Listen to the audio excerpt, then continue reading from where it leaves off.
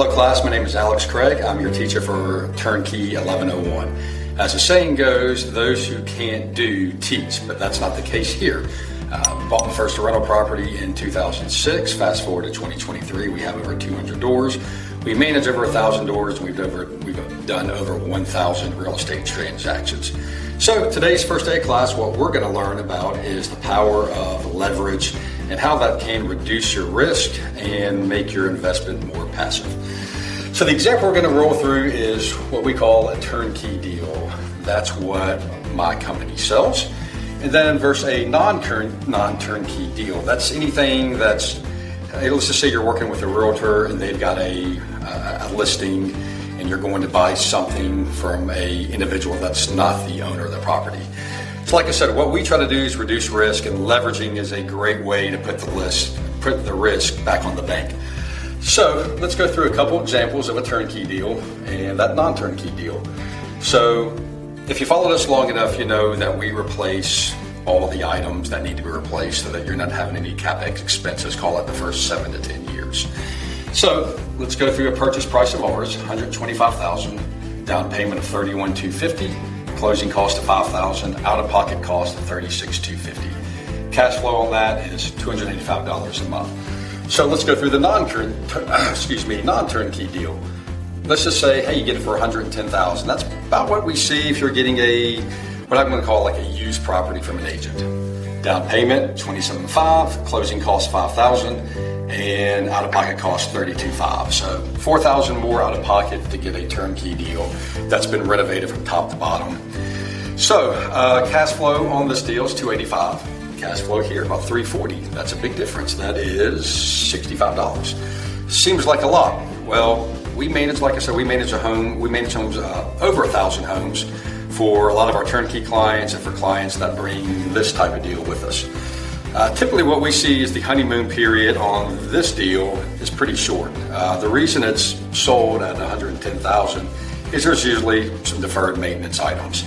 So let's go through some of the big ticket items though that you don't have to worry about here, that you'll worry about here sooner than later.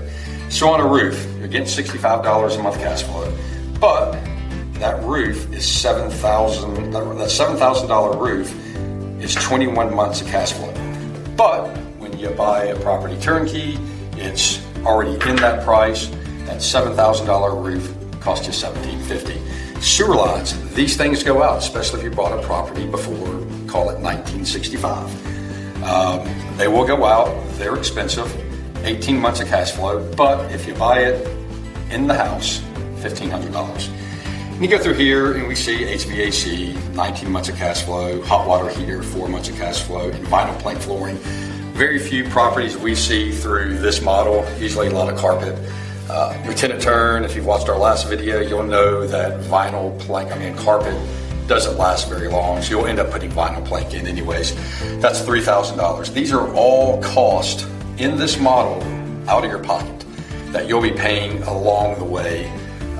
Where on the turnkey model, like I said, we're replacing the older items on the front end. A little more, like I said, it's reducing the risk because you're not having to come out of pocket with these things. And there's a leverage cost, like going back to the vinyl plank flooring, $3,000 out of your pocket, writing a check for, or buy a turnkey and it's $750 extra with 25% down.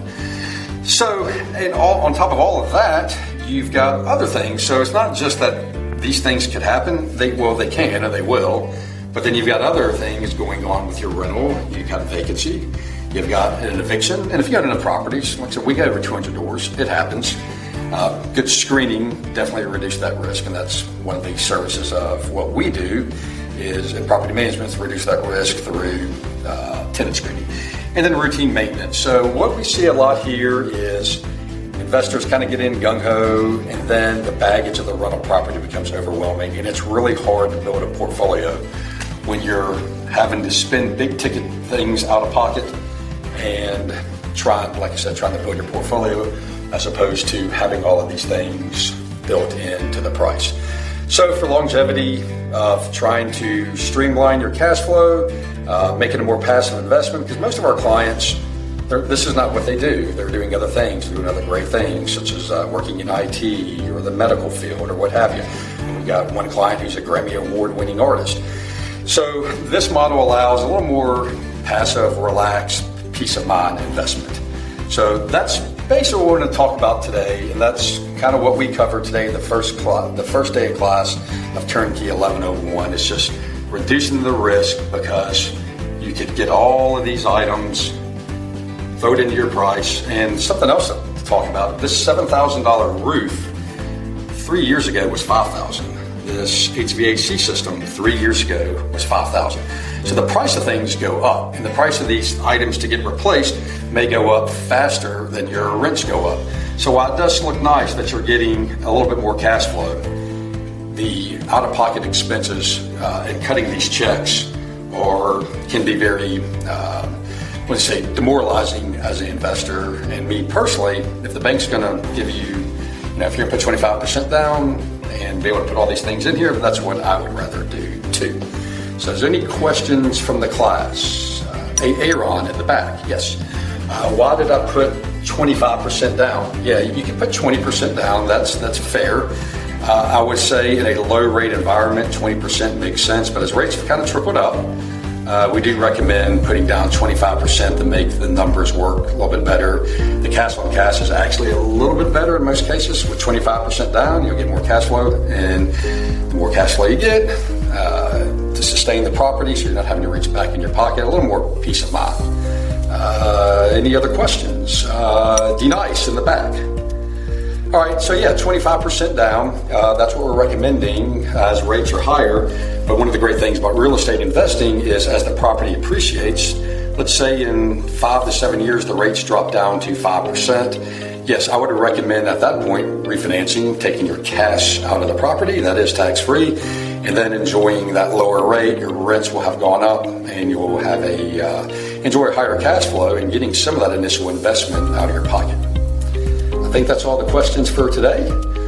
Tune in next time for Turnkey 1101, and we'll start talking about the 5 different ways that real estate pays you an investment. Thank you for watching.